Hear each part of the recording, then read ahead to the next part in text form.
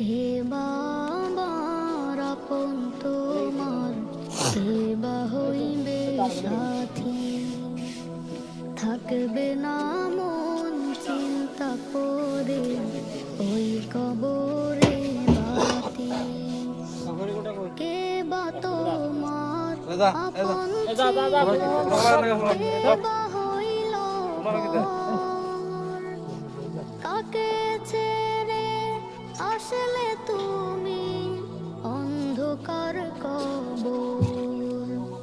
কে বা তোমার আপন ছিল, কে বা হইল আর রাখেন না, দিমু তো আমার কাজ হয়ে গেছে তো।